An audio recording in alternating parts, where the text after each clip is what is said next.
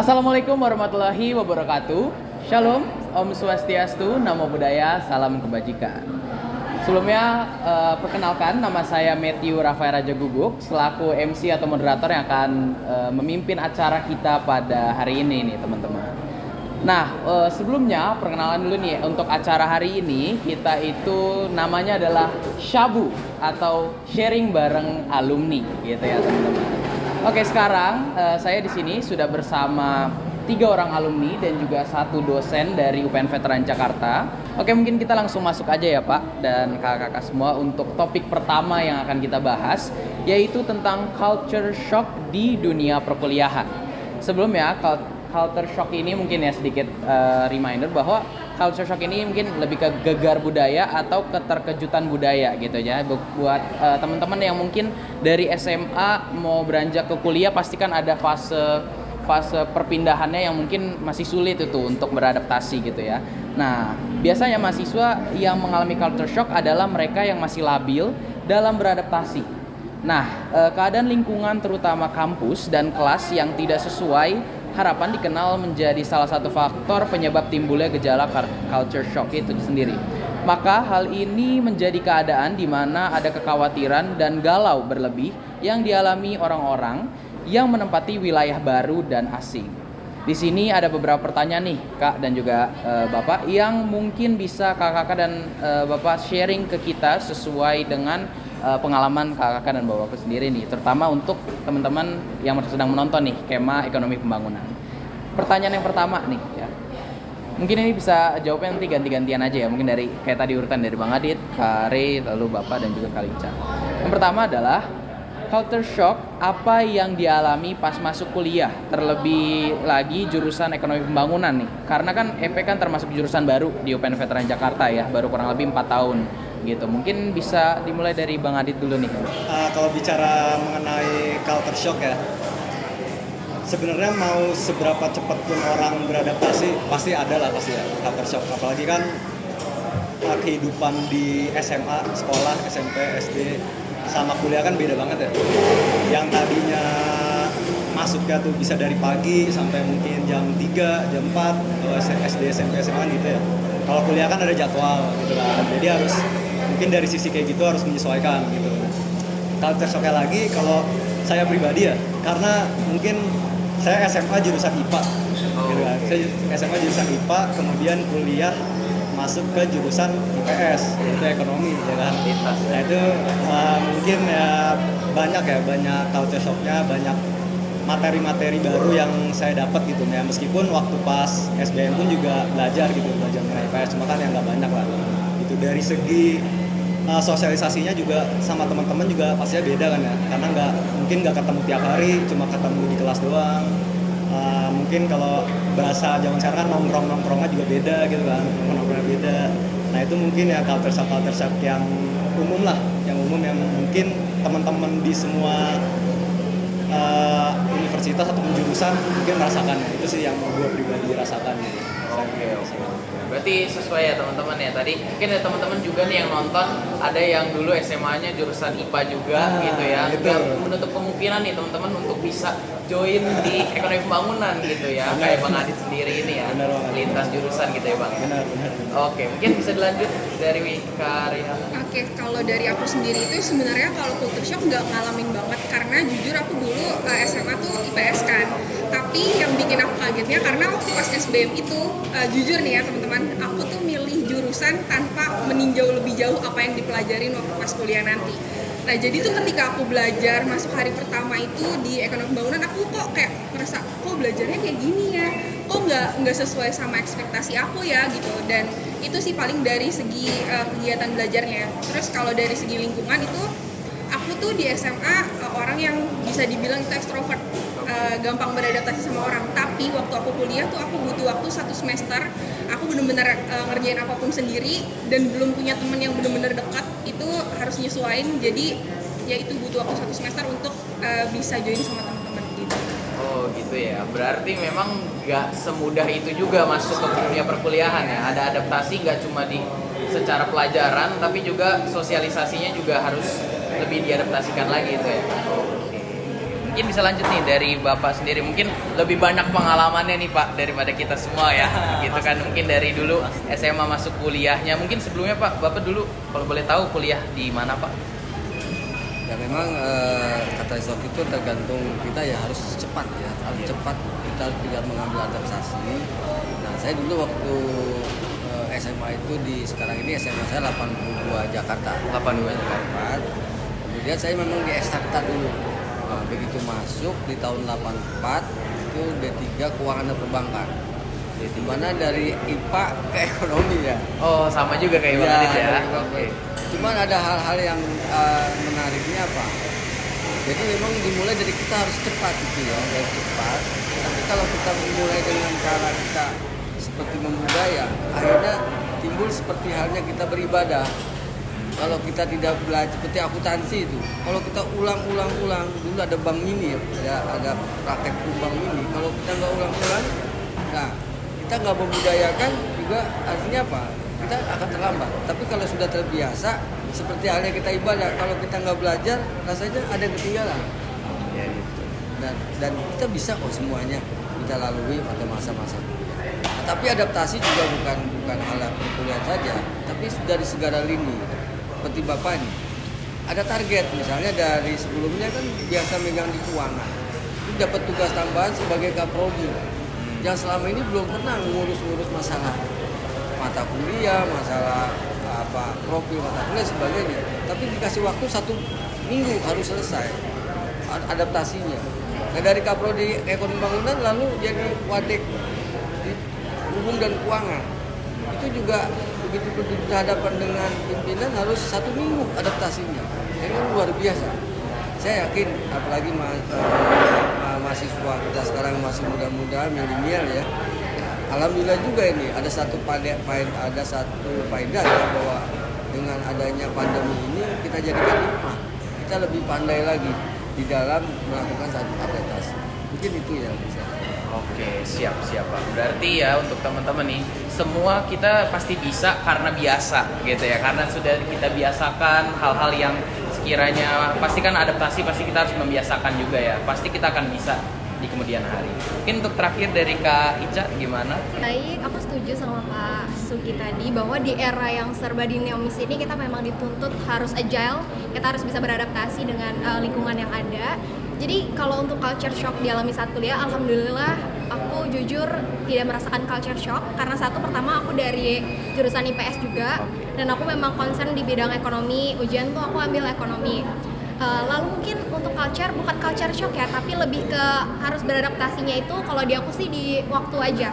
Karena dulu kan waktu kita SMA, sekolah, kita jelas ya masuk jam 7, pulang jam 3 sore gitu ya. Sedangkan kalau kuliah itu kadang kita ada yang kelas pagi nih jam 8 pagi, selesai jam setengah 11. Lalu setelah itu kita kosong, tapi nanti ada kelas lagi tuh di jam 3 sore. Beradaptasinya lebih ke waktu aja. Jadi bener juga tadi apa yang Pak Sugi katakan ya, bahwa kita harus punya target. Jadi target nih, misalkan di waktu kosong itu kita mau gunain buat apa? Kita mau nongkrong kah? Atau kita mau gunain waktu kosong itu justru untuk kerjain tugas atau untuk mengembangkan skill kita. Jadi kalau aku situ sih lebih ke beradaptasi masalah waktu aja. Waktu ya, oke. Berarti bisa disimpulin nih teman-teman ya, dari 4 narasumber kita pendapatnya berbeda-beda gitu ya. Mulai dari adaptasi waktu juga, adaptasi untuk kebiasaan sosialisasi dan lain sebagainya gitu. Jadi untuk teman-teman semoga jawaban-jawaban dari narasumber kita hari ini bisa menambah minat teman-teman nih untuk bisa ikut juga mungkin nanti untuk ekonomi pembangunan di tahun-tahun berikutnya gitu ya teman-teman. Oke, paling kita akan masuk nih ke dalam pertanyaan yang berikutnya gitu ya Kak ya. Untuk pertanyaan berikutnya adalah perbedaan yang dirasa paling berpengaruh dari masa peralihan SMA ke kuliah gitu ya. Mungkin tadi selain yang udah disebutkan mungkin ada lagi hal-hal yang sekiranya kayaknya beda nih, dulu SMA gue kayaknya santai-santai aja, ke kuliah akhirnya gini, atau bahkan mungkin kebalikannya, SMA kayaknya susah banget belajar mulu tapi kuliah kayak lebih santai ya. Mungkin ada pendapat juga dari kakak. Kalau saya dulu berangkat dari keterbatasan, ketidakpunyaan, jadi pengen kuliah. Walau dari S1 lari ke ekonomi. Kenapa? Untuk menghindari biaya praktek. Karena kalau biaya praktek mahal, nggak mampu kan. Jadi saya lari ke ekonomi. Nah kalau dulu waktu kuliah di UPN itu masing-masing jurusan, masing-masing prodi itu rata-rata seperti D3KP waktu itu ada 4 lokal. Ada lokal A, ada lokal B, ada lokal C, ada lokal D. Nah, satu kelas itu ditempati sekitar 120-an. Belum lagi yang mengulang. Yang mengulang bareng itu SKS-nya sekitar 40. Jadi satu lokal itu ditempati oleh 150 orang. Anda bayangkan, papan tulisnya kecil, teknologinya belum ada, kan gitu ya. Teknologinya belum ada namanya apa Proyektor. ya proyektor atau apa sekarang ya belum ada. Jadi pakai tulisan, gitu ya. Nah kalau suara memang pakai mic. Nah kalau dulu masuknya bareng, keluarnya bareng, pulangnya juga bareng dulu. Jadi ada jadwal. Kalau sekarang kan masing-masing ada masing-masing kelas ya. Iya. Kalau enggak dulu enggak, masuknya bareng, empat lokal itu bareng masuknya, keluarnya bareng. Nah kadang-kadang ada rasa apa ya? Pada saat kita keluar, kita merasa ada semacam kekhawatiran juga. Ini D3KP, D3 perbankan sekali keluar ribuan orang. Ini ada DUPN saja. Bagaimana kalau di Perbanas, Perbanas perguruan tinggi lain? Apakah saya bisa kerja? Nah, oleh sebab itu dengan adanya seperti itu ya saya harus bisa kompetensi saya harus saya tingkatkan, kualitas saya tingkatkan supaya saya bisa diakui oleh dunia kerja. Dengan cara saya belajar dengan baik. Tapi di saat bisa mengikuti juga saya punya motivasi tadi ya kita sebagai orang yang beragama tentunya kita harus menjalankan perintah Tuhan dengan cara apa? Sholat, kemudian jujur, ya. Kemudian dulu saya sering kali sholat malam dan puasa Senin Kamis. Karena pengen saya berkualitas lah supaya diakui, supaya bisa ada kekhawatiran karena saya masih ada rasa Betawinya. Makanya waktu saya pacaran sama ibunya dulu, saya tidak pernah cerita kalau saya kuliah. Makanya nggak direstuin. Taunya saya tukang koran aja gitu. Kenapa saya tidak berterus terang? Kenapa? Saya takut orang Betawi dulu kan jadi tukang jambu, ada tukang rambutan gitu ya. Nggak ada kerjaan. Nah, dengan tadi motivasi keterbatasan, ketidakadaan, nah, saya cepat melakukan adaptasi. Dan itu menjadi hal yang biasa di dalam pekerjaan tadi. Di mana target-target itu misalnya tadi dari pekerjaan saya sebelumnya menjadi Kaprodi kan susah banget. Apalagi prodi baru ekonomi bangunan yang belum ada akreditasinya. Saya belum pernah mengalami apa itu kurikulum atau itu, tapi dengan adanya tadi target kebersamaan kita semua, tadilah kita menjadi orang yang baik. Kita harus bergotong royong. Saya juga kemarin waktu itu bekerjasama dengan mahasiswa angkatan 2017 di dalam mengatur prodi ekonomi bangunan sehingga sampai terakreditasi BINAIP. Kemudian pindah lagi menjadi wakil dekan bidang umum dan keuangan. Kata dekan saya, pokoknya saya tidak mau tahu target kamu cuma seminggu kamu adaptasi. Kalau perlu kurang dari seminggu. Ya itulah yang penting semua. Saya selalu memberikan satu arahan kepada mahasiswa bahwa kalau kamu mau menjadi orang yang luar biasa, lakukan setiap harinya hal-hal yang luar biasa. Jangan melakukan hal-hal yang sifatnya tidak ada gunanya, tidak ada manfaatnya. Kalau waktunya bantu orang tua ngepel, ya ngepel. Waktu bantunya kita nyuci, ya nyuci gitu. Lakukanlah sesuatu yang luar biasa. Waktunya belajar, waktunya apa. Jadi setiap harinya lakukan sesuai dengan apa yang sekiranya kita bermanfaat. Itulah mudah-mudahan kita bisa berhasil. Oke. Baik, Pak.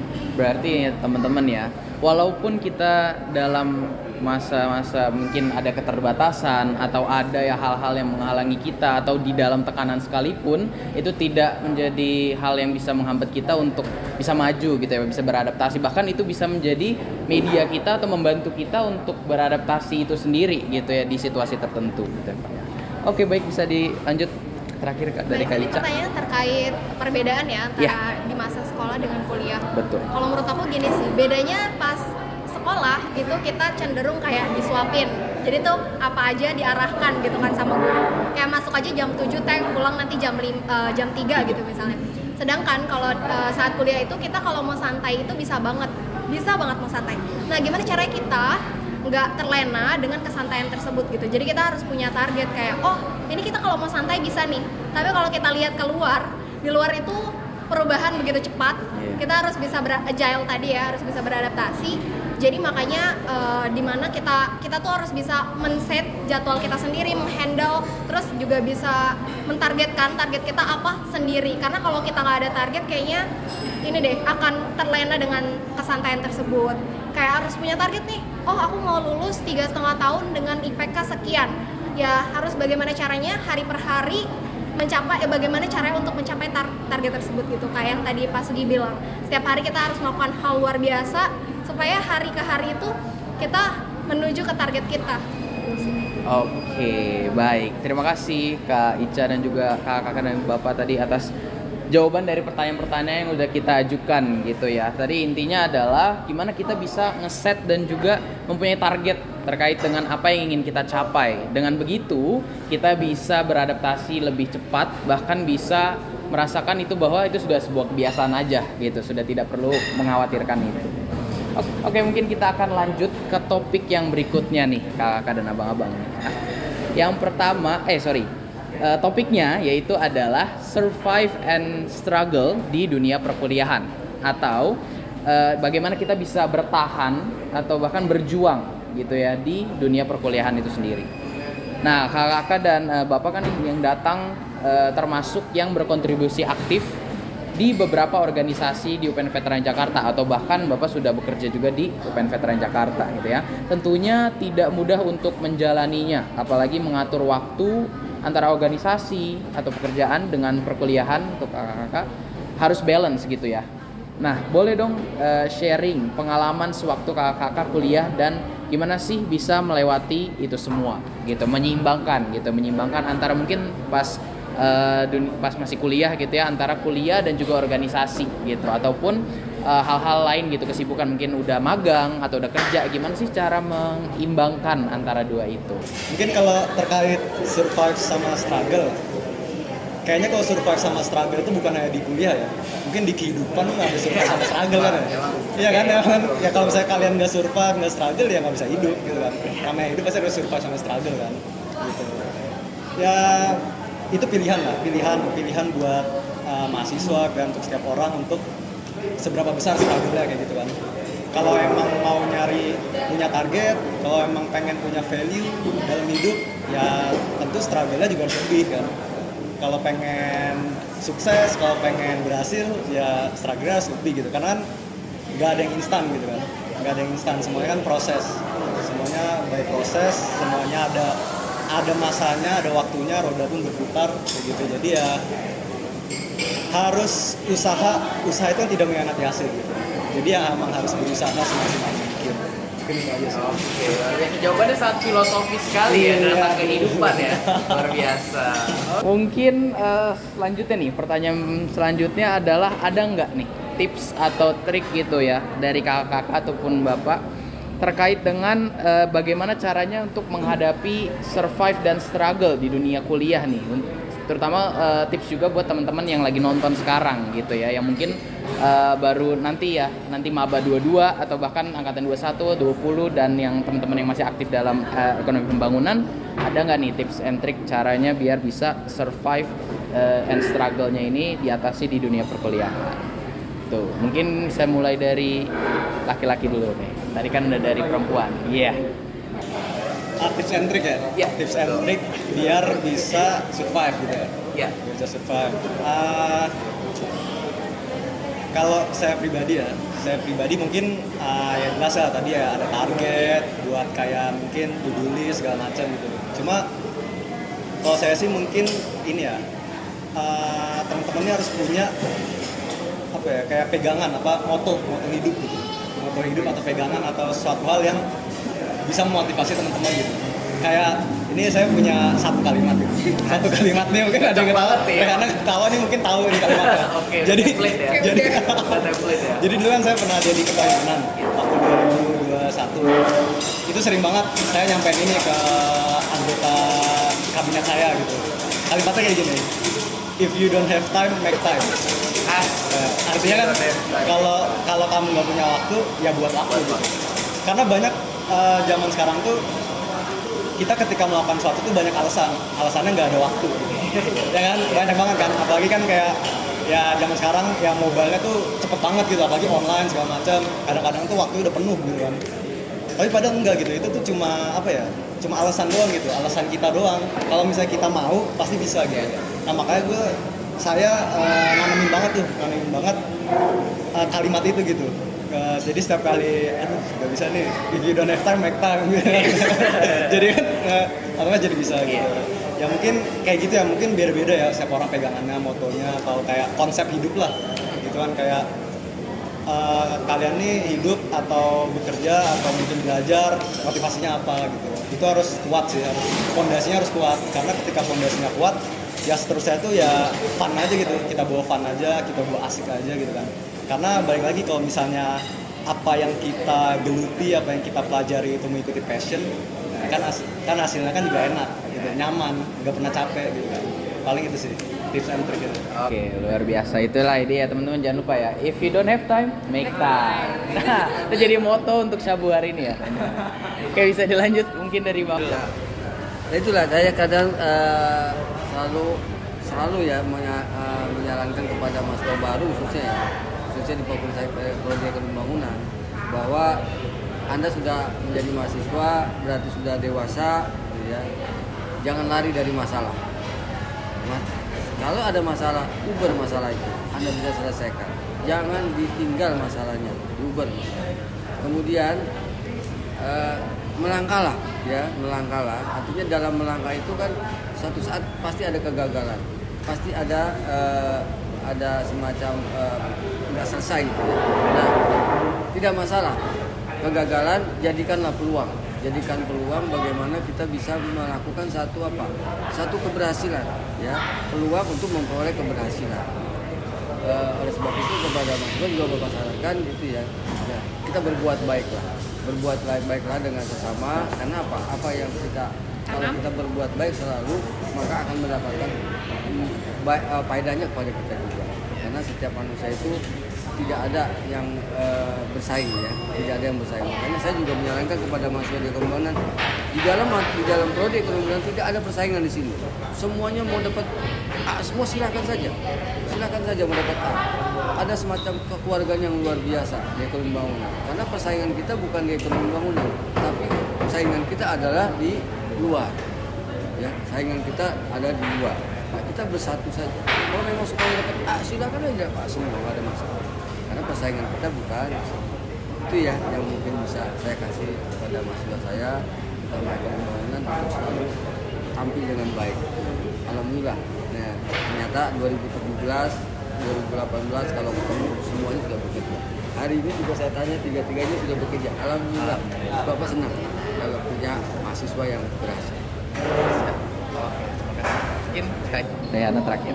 Tadi pertanyaannya terkait gimana caranya survive dan struggle ya. Iya, tips and Kalau trick. dari aku sih, kita jangan lupa untuk selalu ingat bahwa selain kita harus berusaha dan punya target, kita juga harus berdoa. Karena semua itu atas izin Allah. Jadi jangan lupa untuk selalu berusaha dan berdoa. Jadi sekeras apapun kita berusaha, kalau menurut aku ya, kadang kalau nggak diizinin sama Allah juga nggak dikasih ya Pak. Iya. Kadang ada yang nggak berusaha juga, tapi memang sudah izin Allah, hal itu bisa terjadi. Jadi jangan lupa untuk selalu berusaha, berdoa, melakukan kebaikan kayak yang tadi Pak Sugi katakan, bahwa karena memang apa yang kita tanam itulah yang kita tuai gitu sih. Jadi jangan lupa untuk selalu ingat juga orang tua. Jadi minta restu orang tua kita bukan cuma yang di rumah, ada Pak Sugi juga, dosen-dosen kita. Pak doain ya, karena kadang jalan langit itu bisa jalur yang lebih cepat loh. Jadi kadang orang pintar kalah sama orang beruntung, tapi orang beruntung itu bisa terjadi karena doa-doa dari orang-orang di sekitar kita, dari orang tua kita, dosen-dosen kita, teman-teman kita gitu sih. Jadi jangan lupa untuk selalu berdoa juga, melakukan kebaikan gitu. Oke, luar biasa. Mungkin bisa ditutup Oke, oleh kalau dari aku paling tips dan triksnya itu yang pertama aku selalu tanamin dalam diri aku, boleh santai tapi harus serius. Jadi moto hidup aku tuh serius tapi santai. Oke. Terus yang kedua itu tuh jangan sia-siakan peluang. Kalau ada peluang ambil. Kalau Pak Sugi bilang kalau ada masalah ya kejar masalahnya, selesaikan. Kalau dari aku kalau punya target selesain targetnya. Walaupun mungkin di jalan pasti adalah namanya kita hidup. Walaupun kita bilang ya udah hidup tuh sampai aja seperti air mengalir gitu kan, tapi kan pasti aja jong batu-batu atau sampah-sampah yang kita laluin gitu kan. Nah itu tips and triknya, bawa santai aja, tapi jangan lupa sama target. Dan jangan lupa juga, bener kata Ica, kita harus libatkan orang tua, libatkan Tuhan kita dalam kita melakukan sesuatu, dan juga libatkan orang-orang terbaik. Kan kita juga nggak tahu doa mana yang akan dikabulin sama Allah kalau kita punya target seperti itu sih. Oke, luar biasa gitu ya teman-teman. Mungkin untuk konklusi nih di topik yang kedua gitu ya, pembahasan ini banyak sekali tips-tips yang bisa teman-teman ambil gitu ya. Yang pertama gitu ya, dari Pak Sugi tadi bilang, tadi Kak Rehana juga sempat mention gitu, kalau ada masalah, kita ngerasa kayaknya kita ada masalah atau apa, jangan kita kabur gitu ya Pak ya. Jangan kita malah lari dari masalah tersebut gitu. Kalau kita lari malah nggak selesai masalahnya. Kalau ada masalah kita hadapin, kita selesaikan, kita kelarin lah istilahnya kalau zaman sekarang gitu ya.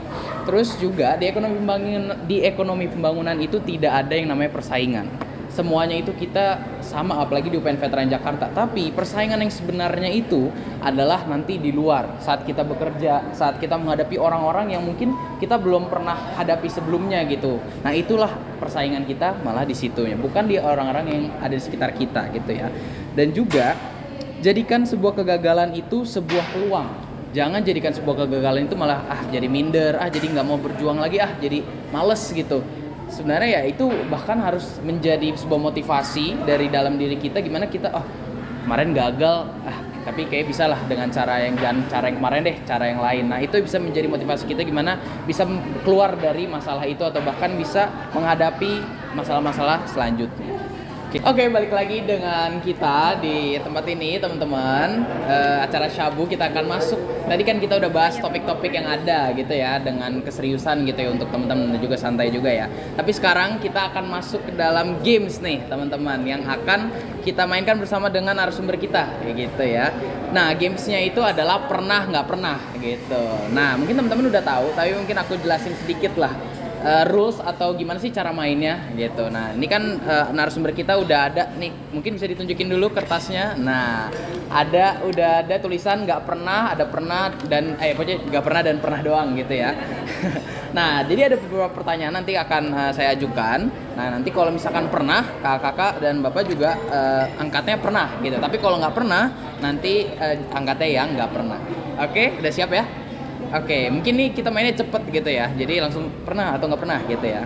Oke, yang pertanyaan pertama. Pernah nggak kena hukuman dari dosen? Ih, nggak pernah. Luar biasa ya. Tapi benar-benar dosen-dosennya baik-baik gitu ya. Dosennya baik atau bisa mengelak nih dari kakak-kakaknya nih malah. Oke, pernah nggak ketiduran saat kelas? Nggak pernah. Oh nggak pernah, bapak juga nggak pernah. Ih malah ketua dan wakil ketua hima kita nih pernah. Ih luar biasa. Memang ngantuk ya. Memang kelasnya kelas pagi ya. Oke, ketahuan banget ya. Oke lanjut ya. Pernah nggak pernah suka sama temen satu prodi? Ayo. Ih pernah. Gak boleh bohong nih. Mikir dulu. Oh pernah. Oh agak lupa. Emang kalau udah masa lalu emang dilupain gitu ya. Oh pernah. Oh nggak kesampean pak. Suka doang ya? Iya suka doang. Oke. Oh Kak Rehana nggak pernah. Oke luar biasa. Oke next ya. Tadinya pengen saya bahas tapi takutnya nggak enak ya. Pernah nggak pernah telat masuk kelas? Pernah. Ciledug. Oh karena jarak dan waktu ya. Oh bapak nggak pernah. Luar biasa. Rumahnya deket pak dari ini atau gimana? Malah jalan kaki dari Wijaya ke Blok M, jalan kaki naik ke Mini dulu. Ih luar biasa. Berarti emang bapak morning person banget ya pak ya. Oh. Pertanyaan terakhir. Pernah nggak pernah telat ngumpulin tugas?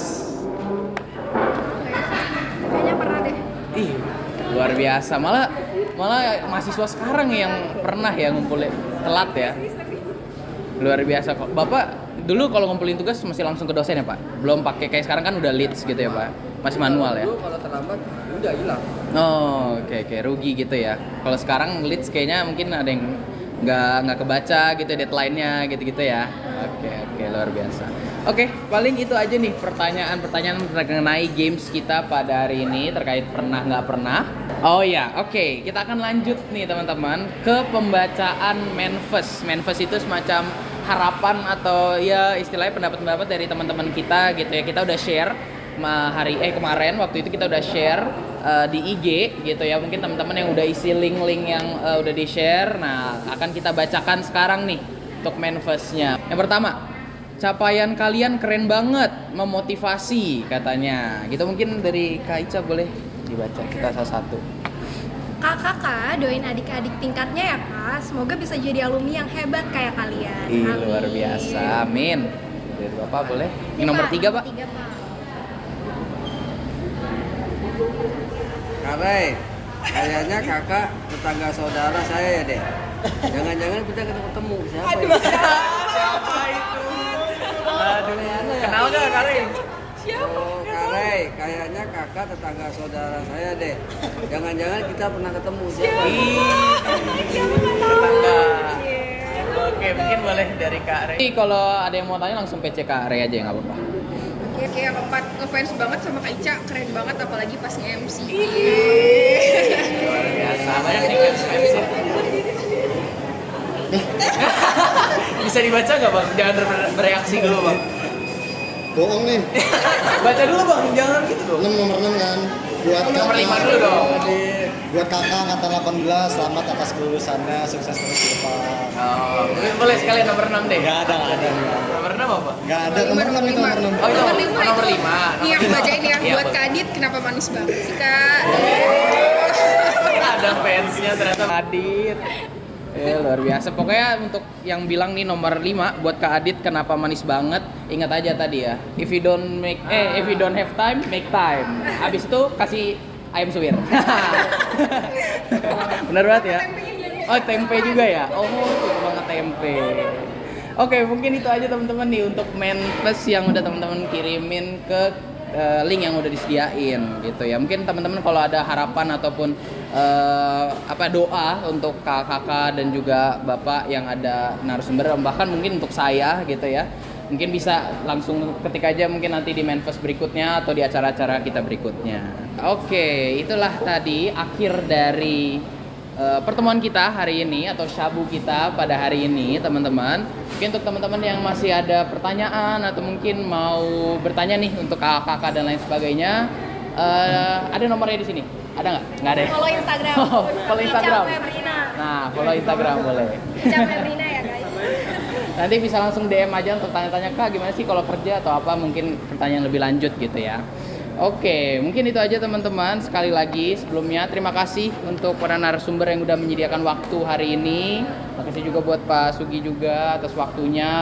Makasih juga untuk teman-teman yang udah bersedia untuk menonton dan seluruh panitia yang ada di tempat ini. Kita beri apresiasi dulu. Oke, mungkin itu saja dari saya. Sekali lagi saya Matthew Rafael Raja Guguk selaku MC atau moderator hari ini pamit undur diri. Sampai jumpa di acara kita berikutnya dan salam bela negara.